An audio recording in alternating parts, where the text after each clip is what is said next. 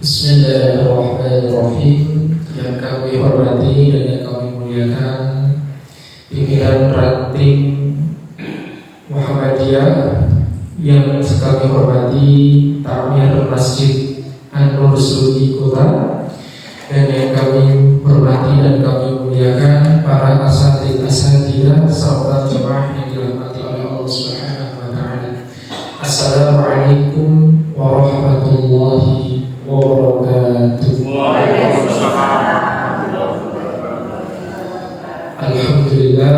Alhamdulillah, wassalatu wassalamu ala Rasulillah, la hawla wa la quwwata illa billah. Asyhadu an la ilaha illallah wa asyhadu anna Muhammadan abduhu wa rasuluh, la nabiyya wa la rasula min ba'dah. Rabbi shrah li sadri wa yassir li amri wahlul 'uqdatam min lisani yafqahu qawli, amma ba'd. Alhamdulillah, ucapan rasa syukur semestinya kita ucapkan kepada Allah Subhanahu wa taala, Zat yang Maha memberikan kita berbagai kenikmatan, nikmat iman, nikmat Islam, nikmat sehat, nikmat Al-Quran, sehingga pada kesempatan yang berbahagia ini Allah masih izinkan kita untuk menghadiri taman-taman syurga. Jadi jemaah dirahmati oleh Allah Subhanahu wa taala, Raudhatul Jannah itu adalah majlis ta'lim, sehingga jemaah yang dirahmati oleh Allah, man kharaja fi talabil ilmi fa huwa fi sabilillah hatta yarji'. Siapa yang pergi menuju majlis ta'lim, maka sesungguhnya dia berada di jalan Allah sampai nanti ia kembali ke rumahnya masing-masing. Bayangkan jemaah kalau melihat kok ada taman yang sangat luar biasa dahsyatnya, tamannya indah, rumputnya segar, pohon buah-buahan di mana-mana, istana emas di mana-mana. Kira-kira jemaah ingin mampir gak masuk ke dalam situ? Masya Allah, tabarakallah. Itu hanya suatu hal yang akan dilihat oleh seorang hamba ketika nanti sudah di akhirat kelak. Tetapi kita yang sekarang masih berada di dunia, kita masih diwajibkan oleh Allah perkara yang demikian. Taman-taman surga yang sesungguhnya itu insya Allah kita akan berada di dalamnya apabila kita niat menuntut ilmu itu karena Allah Subhanahu wa taala. Kedua kalinya salawat bertangkaikan salam semoga senantiasa selalu tercurah kepada baginda Nabi Muhammad sallallahu alaihi wasallam, yang tentu sama-sama kita nantikan syafaatnya yaumul qiyamah. Jemaah yang berbahagia yang dirahmati oleh Allah Subhanahu wa taala, sekarang sudah tanggal berapa Rajab Bapak Ibu? 7 Rajab. Masya Allah, tabarakallah. Kita tidak menghitung hari. Sudah berapa banyak waktu yang kita sia-siakan untuk mempersiapkan Ramadan. Padahal ulama terdahulu, ada Imam Asy-Syafi'i rahimahullah, Imam Malik, dan ulama-ulama terdahulu ketika ingin mempersiapkan bulan suci Ramadan, itu 6 bulan sebelum bulan suci Ramadan itu hadir menjumpainya. Kita belum ada, sudah gak ada lagi 2 bulan. Cuma tinggal 53 hari lagi Ramadan akan berjumpa dengan kita. Ramadannya itu pasti akan hadir, tapi belum tentu kita akan berjumpa kembali dengan Ramadan. Coba jemaah dirahmati oleh Allah, ada yang hari ini takziah, ada yang kemarin takziah. Kita mengira orang yang tadi kita takziahi atau kemarin yang kita takziahi itu akan berjumpa dengan Ramadan besok. Tapi qadarullah wa ma syaa fa'ala, Allah telah memanggilnya. Kita gak pernah bisa menjamin kita akan berjumpa kembali dengan Ramadan. Bahkan 2 tahun yang lalu Bapak Ibu, ada tetangga kami 15 menit sebelum berkumandang azan maghrib bulan suci Ramadan, ada pengumuman di masjid, inna lillahi wa inna ilaihi raji'un, telah meninggal dunia dengan tenang Bapak Fulan di rumah sakit bla bla bla bla, dengan sakit apa, akan dimakamkan di mana. Bayangkan 15 menit sebelum azan maghrib bulan suci Ramadan berkumandang, Allah memanggilnya. Jadi jemaah dirahmati oleh Allah, kita gak pernah bisa mengira dan menjamin kita akan berjumpa dengan Ramadan. Kita masih punya harapan, tapi kita tidak bisa menjamin Ramadan itu akan datang mendampingi kita nanti jemaah. Perlu kita sadari jemaah dirahmati oleh Allah Subhanahu wa taala. Makanya yuk mari mulai detik ini kita persiapkan semangat untuk berjumpa dengan bulan suci Ramadan.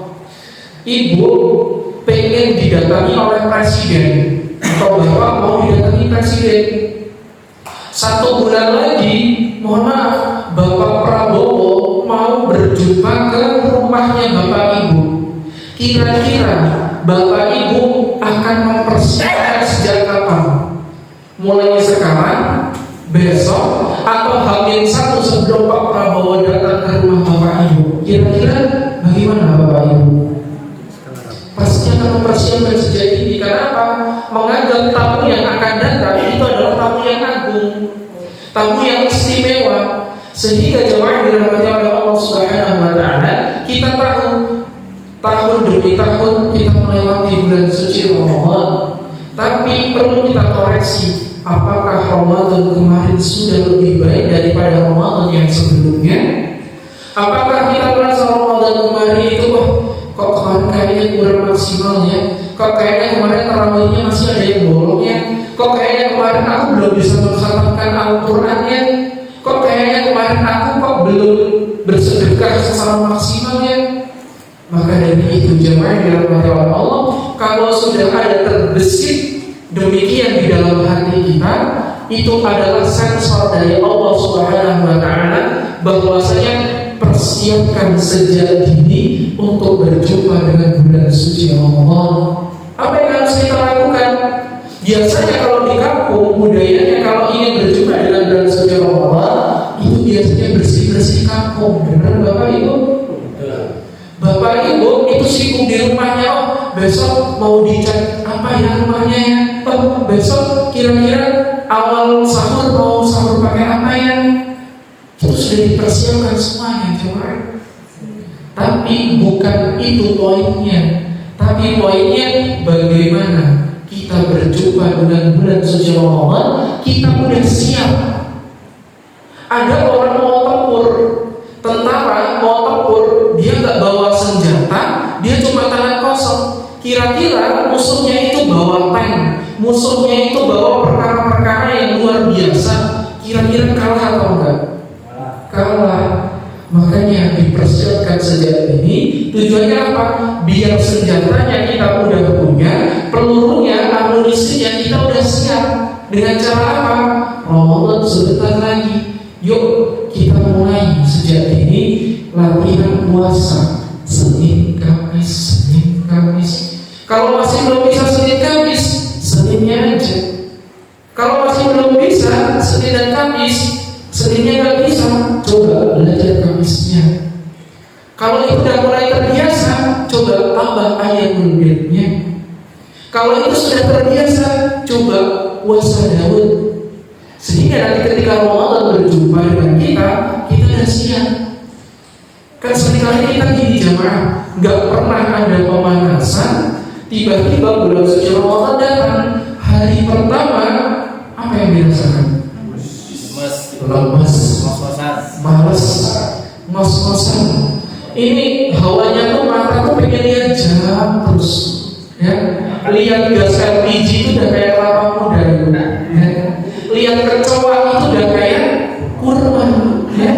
Bayangkan jangan dirahmati oleh Allah, di kamar terus, tidur terus. Itu awal bulan suci Ramadan. Kenapa? Gak pernah adanya pemanasan.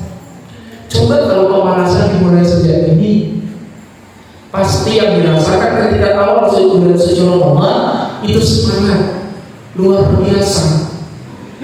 Ya, masjid tidak akan pernah sepi di tengah-tengah. 1 hari pertama, 2 hari pertama, 3 hari pertama, soft itu masih full. Tapi nanti mulai hari ke-11 sampai hari ke-25, wah luar biasa dahsyatnya. Softnya itu semakin maju, terus maju. Ya, bahkan esensi puasa itu hilang seketika, hampir 1 minggu sebelum Lebaran. Udah mulai riwah. Ke pasar ada yang beli baju, ada yang beli pakaian, kue, apalagi pokoknya banyak banget lah jamaah. Riwah banget pokoknya.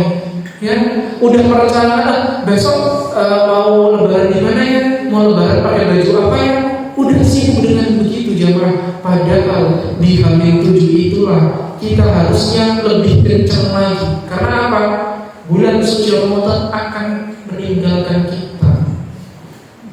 Kita seringkali melalaikan jemaah. Terkadang kita ketika baru memasuki bulan suci Ramadan di hari pertama, itu yang kita rasakan, oh kok masih lama banget ya.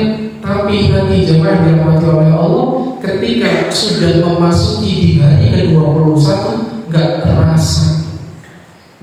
Oh kayaknya kemarin baru hari pertama, sekarang udah mau berakhir aja. Makanya jemaah dirahmati oleh Allah, yuk persiapkan bulan suci Ramadan sejak ini. Mulai perbanyak berpuasa, perbanyak membaca Al-Qur'annya, perbanyak bersedekahnya. Karena itu di mana seorang itu berfastabiqul khairat, berlomba-lomba dalam kebaikan. Kalau kita udah kalah di awal, itu eman-eman banget loh jemaah. Hari pertama kita semangat, hari kedua semangat banget, hari ketiga super semangat banget, hari keempat udah mulai lemes dan mulai loyo. Nanti 5 hari terakhir barulah semangat lagi jemaah. Semangat lagi, karena apa? Udah menjelang akhir. Coba nanti jemaah yang dirahmati oleh Allah, kalau nggak percaya nanti rasakan sendiri. Hari pertama apa yang dirasa, hari kedua apa yang dirasa, hari ketiga apa yang dirasa. Jemaah yang dirahmati oleh Allah Subhanahu wa taala, padahal nikmat dunia itu sangat sementara sekali ya jemaah. Nikmat dunia itu sangat sementara sekali. Kok kita mengejar dunianya dengan luar biasa, sedangkan kita untuk menuju Ramadan yang sangat sebentar lagi itu kita tuh biasa-biasa aja. Hati-hati jemaah. Kalau kok Ramadan itu kok hati kita terasa biasa-biasa aja, ada yang salah dengan hati kita. Karena pada fitrahnya seorang hamba ketika ingin berjumpa dengan bulan suci Ramadan, harusnya dia berbahagia. Dia senang berpuasa. Bahkan saking senangnya, nanti ketika udah bulan Syawal, itu padahal tanggal 1 Syawal itu diharapkan untuk berpuasa. Tapi kita ingatnya tuh masih berpuasa aja. Pengen makan tuh rasanya kayak masih puasa. Padahal itu gak boleh berpuasa. Saking nikmatnya puasa, jamaah yang dirahmati oleh Allah. Dunia itu sementara loh nikmatnya. Apa buktinya? Coba kalau nggak percaya, nanti ketika sudah memasuki awal Ramadan, coba sore hari itu pasti kita akan cari kesana kemari takjil.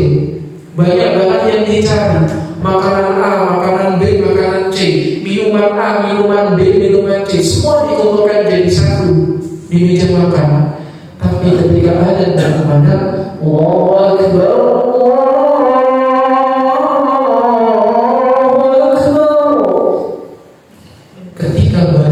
seteguk, 2 teguk, apa yang terasa?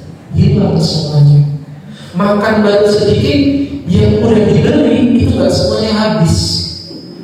Bahkan sampai besok sahur masih belum dimakan. Sampai nanti buka lagi, itu jajanan masih belum dimakan lagi, Ibu. Karena apa? Saking-sakingnya nikmat dunia itu sementara, kita menahan puasa, menahan lapar, menahan haus mulai dari terbitnya fajar sampai nanti menjelang adzan maghrib, menahannya itu tuh udah kayak orang mau mati rasanya. Mati rasa. Ya, tapi nanti ketika sudah makan sebagian, minum sebagian, itu udah hilang semuanya. Karena apa? Nikmat dunia itu sementara sekali, Ibu. Nikmat dunia itu sementara sekali, Bapak. Maka dari itu persiapkanlah sejak dini.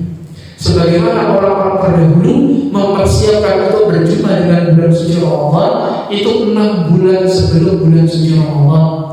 Kalau Ramadan kemarin itu kita baru bisa mengkhatamkan 1 kali, minimal berarti Ramadan besok kita harus bisa mengkhatamkan 2 kali.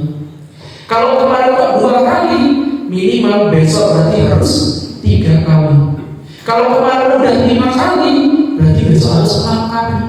Jadi setiap Ramadan itu harus ada perubahan juga. Setiap Ramadan menghampiri kita, itu kita harus punya poin amal ibadah yang itu basicnya kita banget. Kalau kemarin kita semangat dengan sedekahnya, di tahun ini kita harus lebih kencang lagi sedekahnya. Kalau tahun kemarin Ramadan itu kita lebih kencang dibaca Qurannya, tahun ini harus lebih kencang lagi baca Qurannya. Jangan sampai malah kendor, jangan sampai, karena Ramadan itu adalah bulan yang dirindukan oleh mayit di kuburan sekarang. Mungkin Bapak, Ibu sekarang merasa biasa-biasa aja, tapi nanti coba rasakan Bapak Ibu, ketika Bapak Ibu masuk ke liang lahat, apa yang akan dirasakan dan apa yang akan dirindukan. Bayangkan Ibu itu sebagai Bapak sebagai mayit yang akan dikebumikan. Bayangkan Ibu itu sekarang berbaring di bawah dan orang-orang yang mencintai kita tuh di atas gak bisa nolong kita. Kita udah mau dikubur, kira-kira apa yang dirasakan? Sendirian di kuburan, gak ada yang menemani selain amal kita. Apa yang akan dirasakan? Kita mau minta tolong sama siapa? Gak ada juga. Makanya mumpung Allah masih berikan kesempatan kepada kita, yuk bareng-bareng kita kuatkan barisan untuk menuju Ramadan, saling mengingatkan dalam kebaikan. Itu adalah kegiatan yang sangat baik sekali. Oh, Bu, udah baca Quran belum hari ini? Oh, belum. Yuk baca Quran dulu. Udah sedekah belum hari ini? Yuk sedekah dulu. Tiba-tiba dia senyum. Loh, kenapa kok tiba-tiba senyum? Sedekah. Masya Allah. Gak punya harta, tapi punyanya senyuman. Itu sedekah. Karena kata Rasulullah, senyummu kepada saudaramu itu adalah sedekah. Masya Allah. Begitu indahnya Muslim. Gak punya harta pun kita masih bisa sedekah dengan senyum. Itu luar biasa dahsyatnya Islam. Makanya jemaah yang dirahmati oleh Allah Subhanahu wa taala, sebentar lagi bulan suci Ramadan akan menghampiri kita.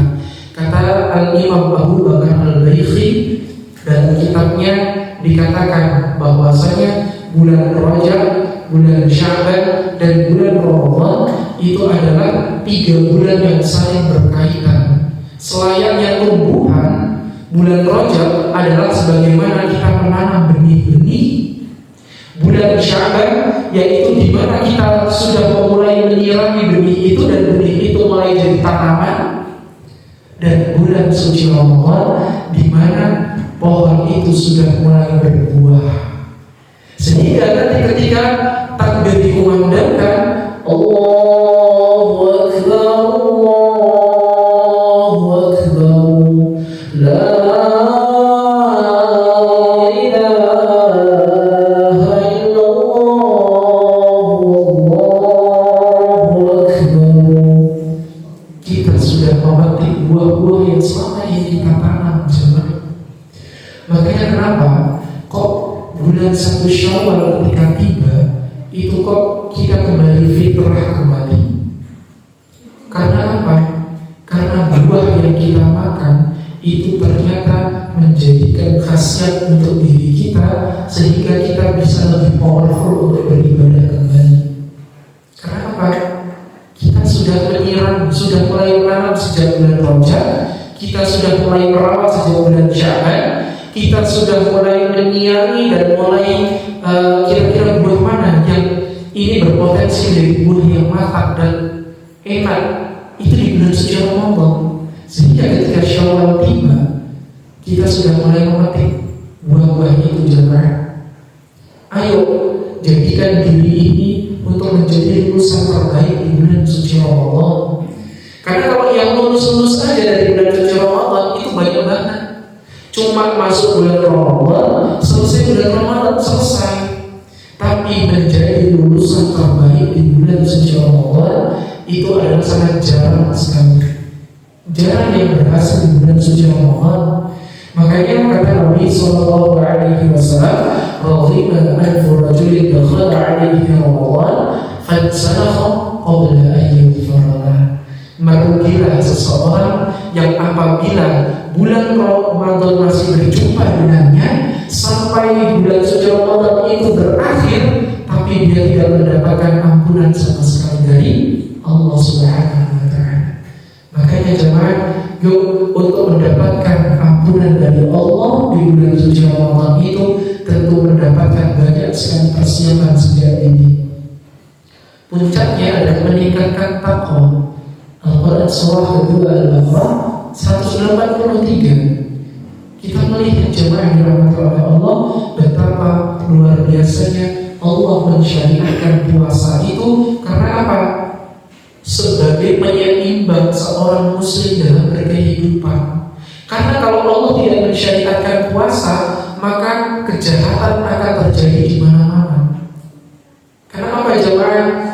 Satu-satunya obat penawar dari nafsu itu cuma satu, yaitu berpuasa.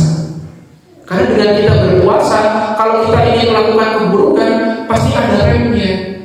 Mau gimana? Tahu nggak ibu ini itu? Astagfirullah, puasa. Nunggu buka dulu ya.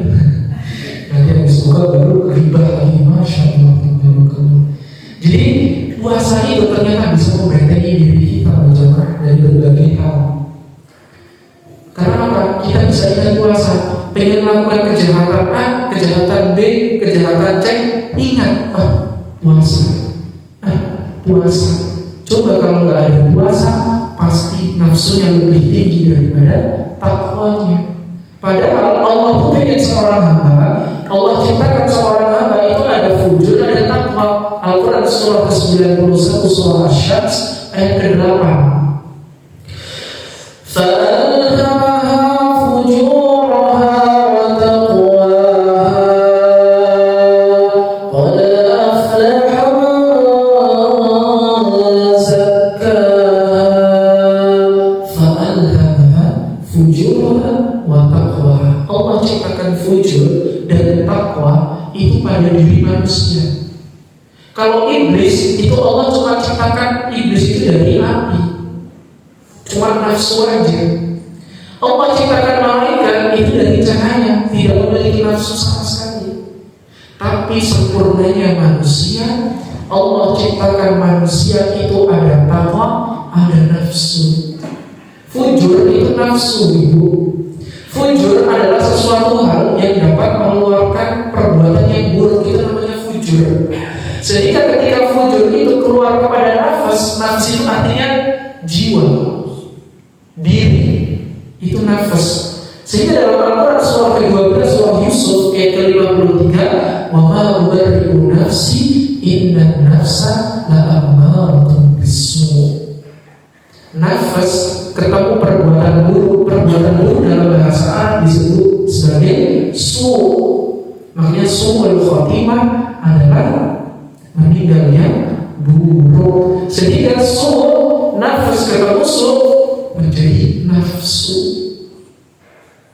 Makanya nafsu ini jemaah dirahmati oleh Allah Subhanahu wa taala, kalau tidak ditawar dengan puasa maka akan merajalela, bisa menguasai tubuh.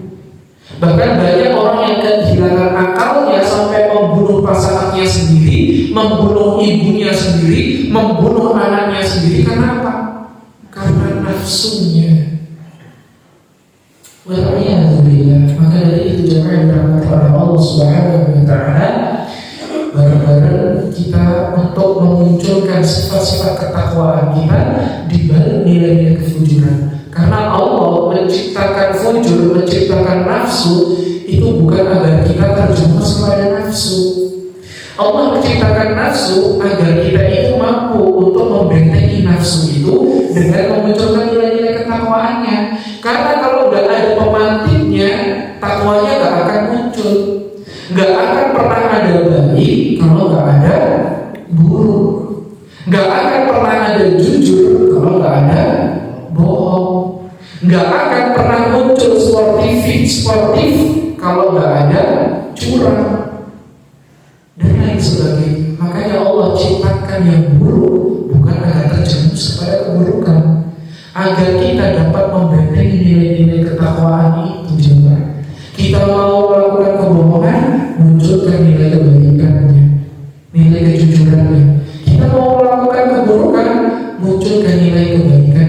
Kita pengen marah, munculkan keramahannya. Bayangkan ibu, suami kita atau istri kita tuh lagi ngambek yang luar biasa. Kita jangan ikutan ngambek. Ngambek kalau dibalas sama ngambek, nanti jadinya nggak selesai. Pasangannya ngambek, coba disenyumin, dilihatin aja, kira-kira salah enggak? Ibu dilihatin bapak lagi ngambek, kira-kira salah enggak? Enggak, masya Allah. Ada yang perlu dipertanyakan ini, ibu masih cinta nggak sama bapak sebenarnya? Masya Allah, Allah. Jadi bapak ibu yang dirahmati oleh Allah Subhanahu wa taala, jadi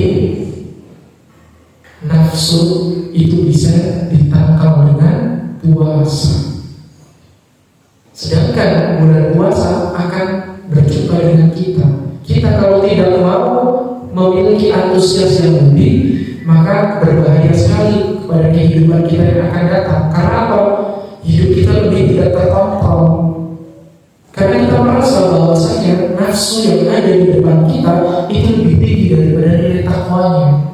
Padahal Allah dalam ayat yang selanjutnya dalam Al-Quran surah Asy-Syams tadi sudah menjelaskan qad aflaha man zakkaha. Qad harfut tahqiq wa tawqid dalam bahasa Arab sebagai penguat dan pengingat. Sungguh aflah, beruntunglah. Qad aflaha man zakkaha. Beruntunglah orang-orang yang berusaha mensucikan dirinya. Bapak, ibu datang ke masjid pasti dalam kondisi yang tidak suci. Banyak dosanya, benar? Ada yang di sini gak punya dosa? Semua pasti punya dosa. Orang sholat pasti membawa beban. Orang sholat pasti membawa dosa. Orang berpuasa pasti membawa dosa. Tinggal bagaimana, apakah sholat kita mampu menggugurkan dosa-dosa kita? Apakah puasa kita yang selama bulan suci Ramadan lamanya kita lakukan mampu menggugurkan dosa-dosa kita? Itu pertanyaan yang jemaah yang dirahmati oleh Allah. Makanya qad aflaha man zakkaha. Beruntunglah orang-orang yang berusaha mensucikan dirinya. Karena apa jemaah? Allah itu tahu manusia itu gak ada yang suci selain Rasulullah SAW. Makanya Allah turunkan ayat Taubah karena Allah tahu manusia itu gak ada yang suci. Kalau ada manusia yang suci, Allah gak akan pernah menurunkan ayat tentang Taubah. Beda orang yang suci dengan mensucikan dirinya. Orang suci itu dia orang yang gak punya dosa. Sedangkan orang yang berusaha mensucikan dirinya, orang itu tuh banyak banget dosanya, tapi dia selalu berusaha untuk membersihkan dosa-dosanya. Dan itu orang yang Allah cintai. Bahkan Allah menyanjung dalam Al-Quran surah kedua Al-Baqarah ayat 222. Inna Allah yuhibbut tawwabin wa yuhibbul mutatahhirin. Sungguh Allah mencintai orang yang bertaubat dan berusaha mensucikan dirinya. Jadi jemaah yang dirahmati oleh Allah Subhanahu wa taala, suci, kalau hati kita bersih, maka kerinduan terhadap bulan suci Ramadan itu teramatlah dekat. Tapi kalau kita merasa kok bulan suci Ramadan biasa-biasa aja, berarti ada yang perlu diperbaiki dalam hati kita. Ada yang perlu dibersihkan di dalam hati kita. Apakah selama ini kita iri terhadap tetangga kita? Apakah kita dengki terhadap saudara kita? Apakah kita kok merasa ria, selalu merasa ria, selalu merasa bahwasanya kita paling tinggi, paling suci di antara orang yang lain? Apakah kita paling tidak berdosa, paling tidak memiliki dosa? Coba kita rasakan jemaah yang dirahmati oleh Allah. Kita evaluasi diri kita. Kita evaluasi diri. Kalau kok hati kita masih terbesit kerinduan yang teramat dalam terhadap bulan suci Ramadan, berarti hati kita masih bersih, jemaah. Tapi kok kalau udah ada ragu-ragu bulan suci Ramadan, tapi kita yang biasa-biasa aja, berarti ada yang perlu diperbaiki di hati kita. Perlu dibersihkan lagi hati kita. Apa yang sekiranya mengganjal, apa yang sekiranya kok rusak di dalam hati kita, coba kita perbaiki.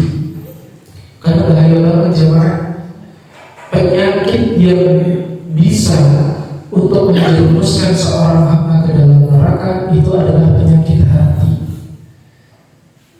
Orang kalau udah sombong, orang kalau udah ngaku, Allah gak akan masukkan ke dalam syirik.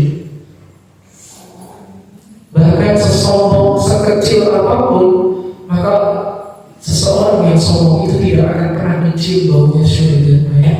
Mau sealim apapun orang itu, dijuluki sebagai ustaz, dijuluki sebagai kiai, kalau dia sombong di hadapan Allah Subhanahu wa Ta'ala, maka sesungguhnya dia tidak akan pernah mencium baunya surga.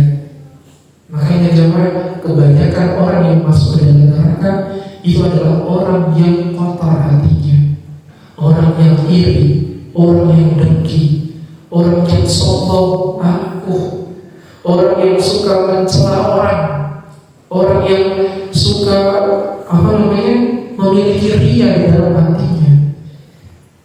Penyakit hati lagi jemaah yang dirahmati Allah. Dan ternyata menurut riset, orang yang kebanyakan di dunia ini, di muka bumi, itu banyak merasakan sakit, ada liver, ada penyakit jantung, ada diabetes. Itu sebagian besar diantaranya karena hatinya yang kotor. Rasulullah SAW itu adalah manusia yang tidak pernah memiliki penyakit hati, sehingga ketika Rasulullah itu hidup, itu Rasulullah cuma sakit 2 kali aja. Pertama sakit pas disantet sama orang, yang kedua sakit menjelang wafatnya beliau Sallallahu Alaihi Wasallam. Kenapa? Rasulullah mengajarkan kita untuk memiliki hati yang bersih, memiliki hati yang bersih. Enak kalau punya hati yang bersih. Tetangga punya mobil baru, kita ikut senang. Tetangga punya motor baru, kita ikut senang. Tetangga bisa haji furoda, kita ikut senang. Bukan malah paling juga utang, paling juga kredit, paling juga pinjam. Gak kayak gitu juga. Kalau kita memiliki hati yang bersih, tetangga kita senang, kita ikut senang.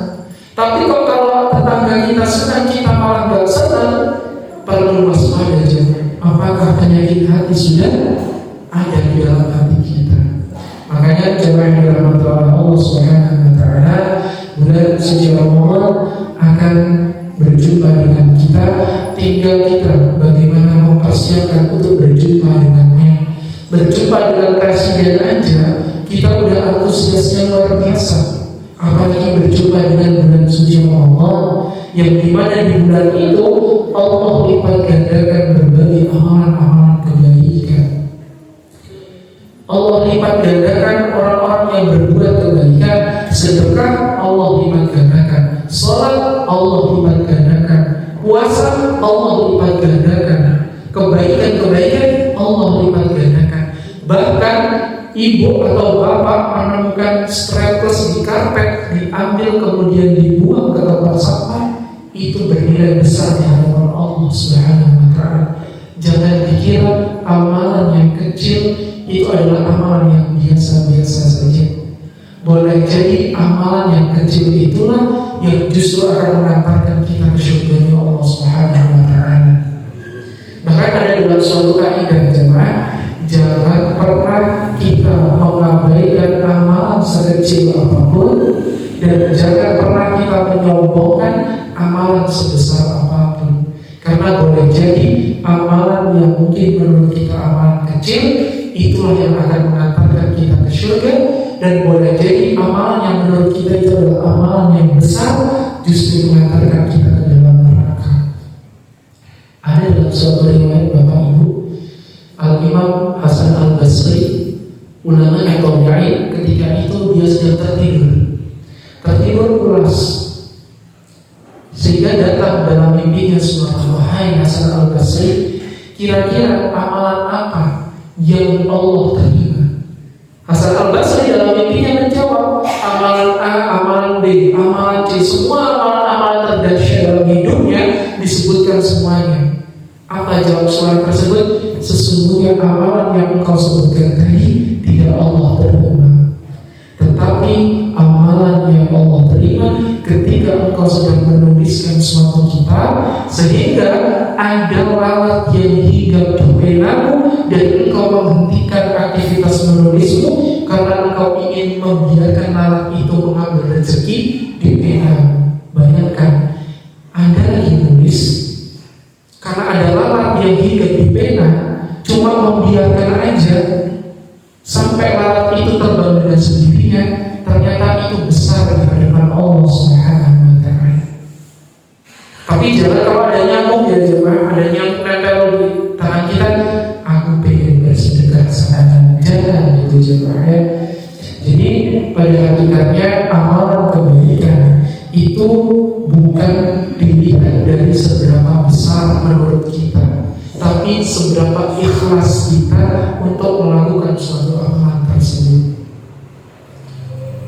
Karena apa? Ahabul a'mal ilallah adwamuha wa iqal. Amalan yang Allah cintai adalah amalan yang kecil tapi dilakukan secara konsisten.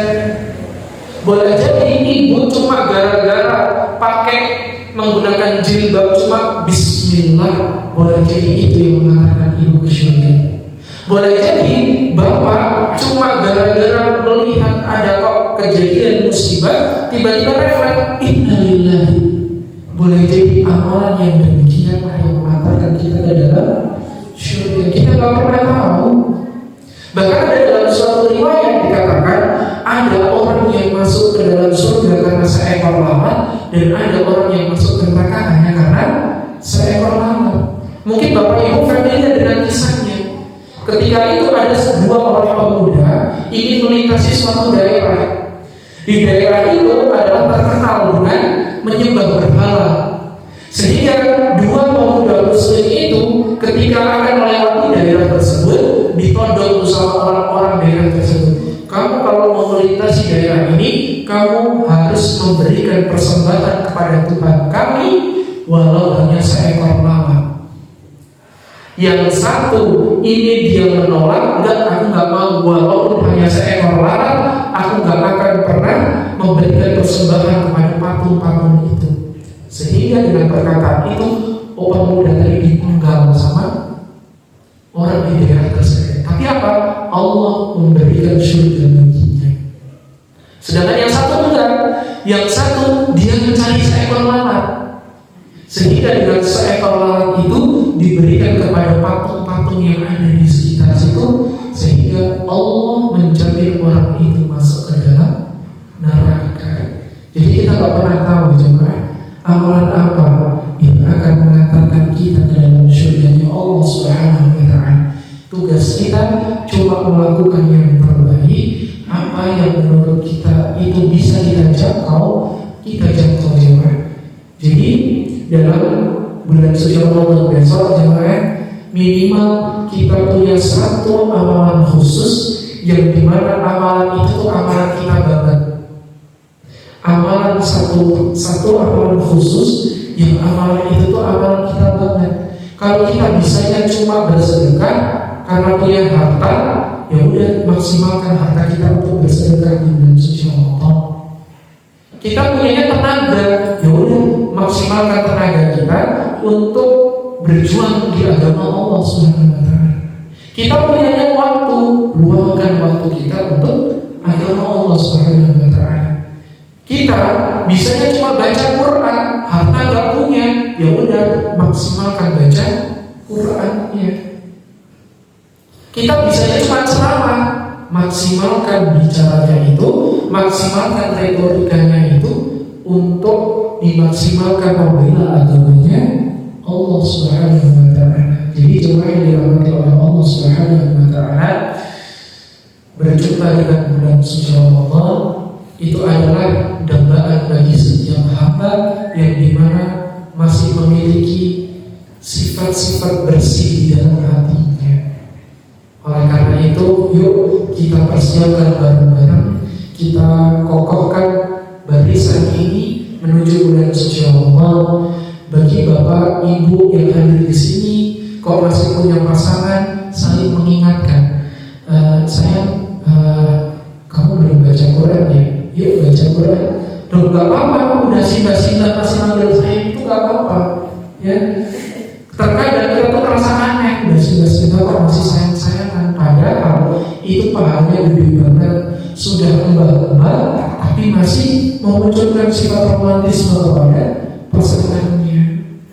Harapannya nanti selesai dari ta'lim ini jemaah, pulang ke rumah tiba-tiba pasangannya itu bingung, ini kenapa ya Pak istriku kok jadi berubah drastis kayak gini. Nah, itu gak apa-apa jemaah yang dirahmati oleh Allah. Karena apa? Sebaik-baik wanita adalah yang paling baik terhadap pasangan ya. Maka dari itu jemaah, yuk bareng-bareng saling mengingatkan dalam kebaikan, saling meningkatkan dalam ketaatan, karena kita nggak pernah tahu kapan Allah akan memanggil kita. Kita sangat merindukan kalimat takbir jemaah. Apakah ketika takbir berkumandang itu hanya kalimat-kalimat belaka? Bukan jemaah. Ketika takbir berkumandang itu adalah kemenangan kita, karena kita sudah berhasil untuk melawan hawa nafsu kita. Kita sudah berhasil melewati segala hal yang mampu menjerumuskan kita ke dalam neraka. Sehingga ketika kalimat takbir berkumandang, biasanya apa yang dirasakan di dalam hati itu campur aduk. Ya senang, ya sedih. Senangnya kenapa? Senangnya kita sudah berhasil melewati puasa itu. Sedihnya kita terkadang teringat orang-orang yang biasa bersama kita ketika bulan suci Ramadan, tetapi kok bulan suci Ramadan ini kok dia udah Allah panggil ya. Dulu Ramadan sama ayah, sekarang ayah kok udah gak ada. Dulu Ramadan sama ibu sekarang udah gak ada. Ramadan dulu baru orang-orang yang dicintainya. Tapi ketika mendengar kalimat takbir, terkadang mata kita itu kayak pengen nangis jemaah. Hati kita sedih. Karena apa? Campur aduk itu tadi. Allahu Akbar, Allahu Akbar, La ilaha illallah, Allahu Akbar. Di hati itu rasanya itu sedih jemaah. Ya senang, ya sedih. Kenapa kata Rasulullah Sallallahu Alaihi Wasallam pernah bersabda, seorang hamba itu yang berpuasa akan mendapatkan dua kenikmatan. Yang pertama kenikmatan ketika berbuka puasa, dan yang kedua adalah kenikmatan ketika nanti berjumpa dengan Tuhannya. Jadi kalimat takbir yang mengawali bulan Syawal itu adalah suatu kemenangan dalam diri kita untuk berjumpa Allah Subhanahu wa taala di masa yang akan datang. Ibu ingin berjumpa sama Allah, ibu? Bapak ingin berjumpa dengan Allah? Masya Allah. Maka dari itu bapak ibu yang dirahmati oleh Allah, yuk saling mengingatkan dalam kebaikan, saling meningkatkan dalam ketaatan. Allah kita akan berjumpa dengan bulan suci Ramadan. Semoga Allah titipkan bulan suci Ramadan itu dalam hidup kita sehingga kita bisa memaksimalkan itu semua jemaah. Banyak orang mengira, besok Ramadan aku bakal berjumpa lagi. Ternyata Allah berkehendak lain. Allah lebih sayang kepadanya sehingga bulan suci Ramadannya tetap ada, tapi belum tentu orang yang masih ada. Sehingga kenikmatan terbesar bagi seorang hamba ketika masih bisa berjumpa dengan bulan suci Ramadan. Ingin berjumpa dengan bulan suci Ramadan, Bapak Ibu? Semangat berjumpa dengan bulan suci Ramadan? Insyaallah. Yakin semangat? Insyaallah. Masya Allah. Semoga sebagaimana Allah jumpakan kita di dunia, Allah jumpakan kembali kita di surga ya Allah Subhanahu wa ta'ala. Amin ya rabbal alamin. Mari jemaah kita tutup perjumpaan pada kesempatan yang berbahagia ini dengan menundukkan kepala sejenak. Kita bermohon untuk berdoa kepada Allah Subhanahu wa ta'ala. Semoga Allah masih memanjangkan usia kita. Semoga Allah memudahkan hajat-hajat kita. Semoga Allah melapangkan rezeki kita. Astagfirullahaladzim, astagfirullahaladzim, astagfirullahaladzim. A'udzu billahi minasyaitonir rajim. Bismillahirrahmanirrahim. Alhamdulillahi rabbil alamin. Hamdan na'imin, hamdan syakirin, hamdan yuwafi ni'amahu wa yukafi'u mazidah. Ya Rabbana lakal hamdu kama yanbaghi li jalali wajhika al-karim wa 'azimi sultanik. Allahumma shalli ala Muhammad wa ala ali Muhammad.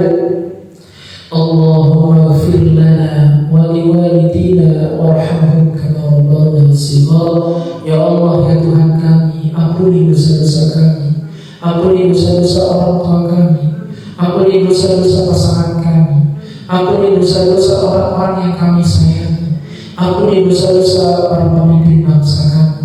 Ya Allah, ya Tuhan kami, bila mana kami belum mampu untuk membahagiakan orang tua kami, ya Allah, izinkan kami untuk membahagiakan keduanya di akhirat kelak, ya Allah.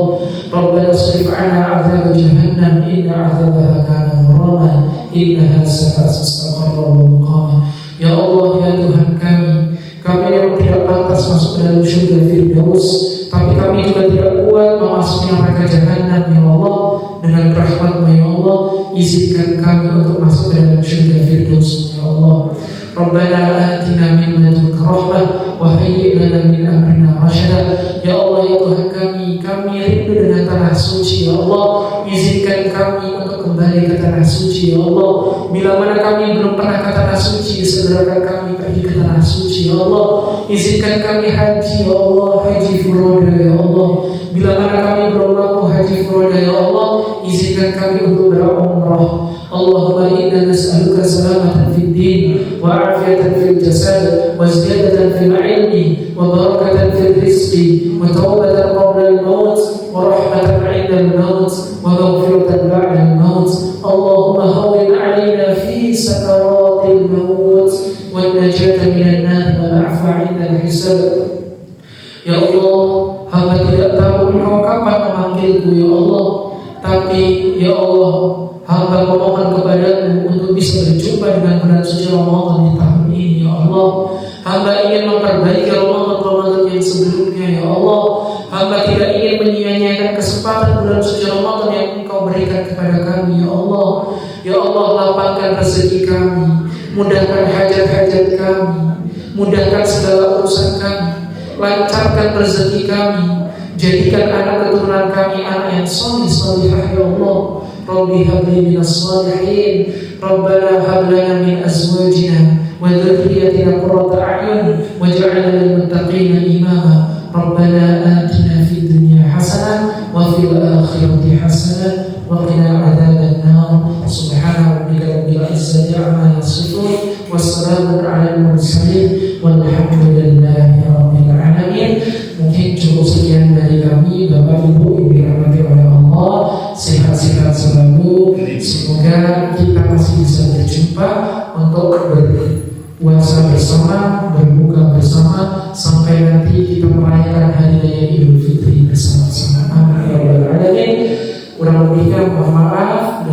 perkataan, sikap maupun perilaku. Nun wal qalami wa ma yasturun billahi fi sabilillah, astagfirullah.